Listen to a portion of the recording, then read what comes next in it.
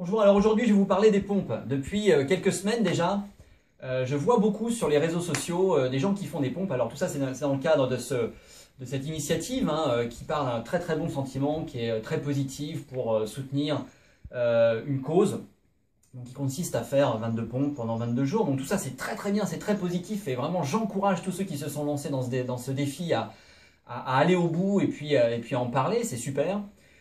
Mais dans le même temps, j'ai aussi vu la plupart des personnes qui postent des vidéos de pompes montrent des mouvements qui sont vraiment pas bons. Alors, c'est pas l'objectif, c'est vraiment pas du tout de critiquer et de dire c'est mal, au contraire, c'est de dire c'est super ce que vous faites et continuez à le faire, mais peut-être de vous donner 2 ou 3 clés pour le faire mieux, pour le faire plus efficacement et surtout pour le faire sans risquer de vous blesser.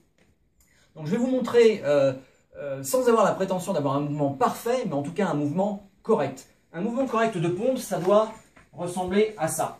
On a les bras bien tendus, on a le corps bien tenu, on a la tête devant soi et on va engager le mouvement avec les épaules, on va descendre bien bas et on va remonter bien haut. Donc en enchaînement, ça donne ça.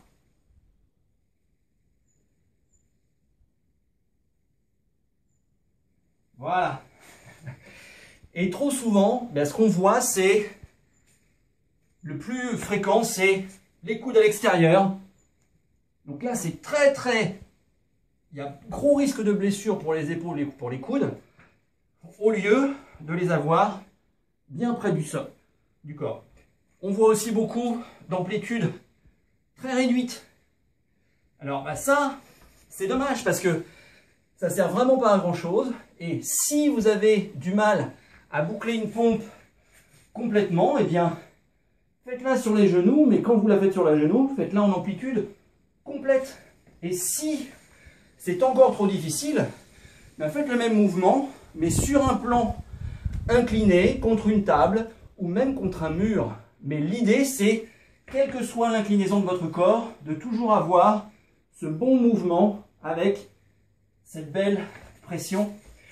Ce qu'on veut dans les pompes, c'est engager les épaules, ne pas trop solliciter les coudes. Les coudes sont juste là pour verrouiller, pour accompagner le mouvement. D'avoir une bonne amplitude de mouvement, d'avoir des bras bien tendus à la fin du mouvement. Voilà un petit peu les différentes clés à retenir. Alors j'ai fait une autre vidéo pour ceux qui veulent approfondir un petit peu la question, qui rentre un peu plus dans le détail, mais à travers cette vidéo très très courte, je voulais simplement donner une indication à toutes celles et tous ceux qui ont envie de continuer dans leur défi, mais peut-être d'intégrer une ou deux notions pour moins risquer de se blesser et optimiser les efforts produits pour développer des capacités physiques qui pourront après être reproduites dans plein d'autres domaines. À vous de jouer. En solidarité pour tous mes amis que je vois transpirer tous les jours à faire leurs 22 pompes. Je vais m'y coller moi aussi.